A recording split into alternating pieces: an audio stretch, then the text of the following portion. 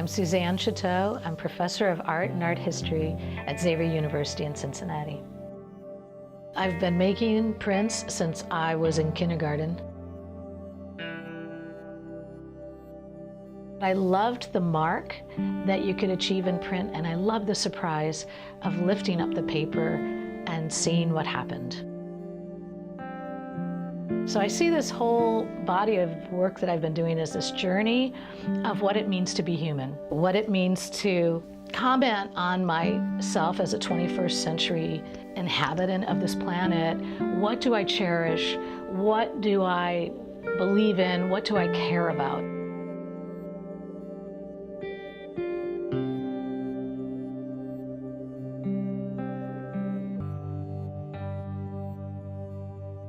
Most significantly, our most recent work that I completed was for the EVAC Project. EVAC stands for Experiencing Veterans and Artists Collaboration. And they wanted those veterans to be able to tell their story, and then they called to printmakers throughout the country.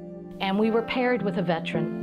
That story came to us, and we listened to the story, and then they wanted us to interpret it. And the whole goal and aim, the belief is that art can empower and heal. And that's how I met Ernie Hopkins. Ernie Hopkins is a Vietnam veteran.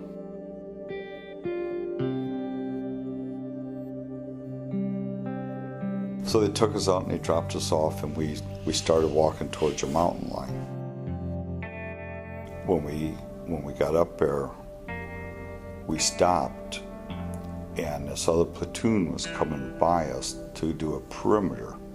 And this black guy got within about a foot of me and looked me right dead in the eye and nodded at me.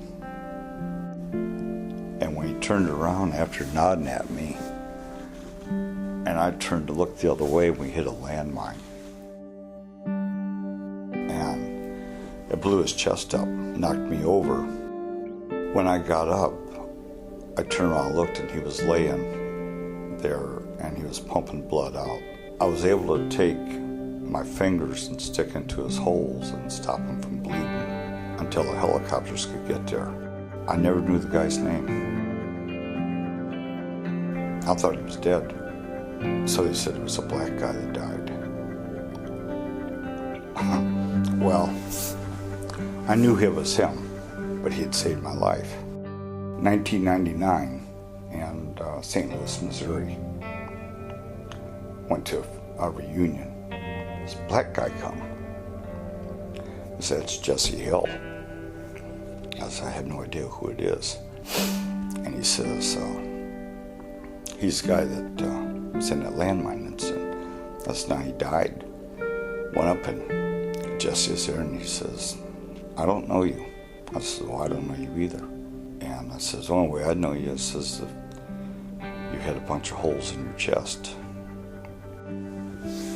He looked at me and he unbuttoned his shirt and he pulled his t-shirt up. And I put my fingers back in those holes. He had lived. But for 29 years, I thought he died. I remember the first time I seen him. It'll never go away. It's impossible to ever lose stuff like that. Every day that I carved on it, I thought about two young 19-year-old boys that were conscripted into this war and had no experience of war and no experience in a jungle, and they braved it. They braved it. And it just gave me this inspiration and this belief and this faith that art can redeem people, art can heal people, and I think that's so important. I was able to meet Ernie, and I met him on Veterans Day at the Rutherford B. Hayes Museum. It was powerful, it was amazing. And I knew him across the room.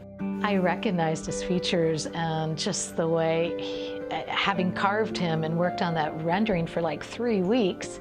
At the whole end of the event, he came back up to me and said, "Suzanne, I have something for you." And I said, "What?" And he said, "I'd like to give you this bronze star because you're a hero." It's exactly how he said it. He got this medal for heroism, and he said, "You're, my hero." And just sort of this way that he said it was sort of saying, keep making art that matters.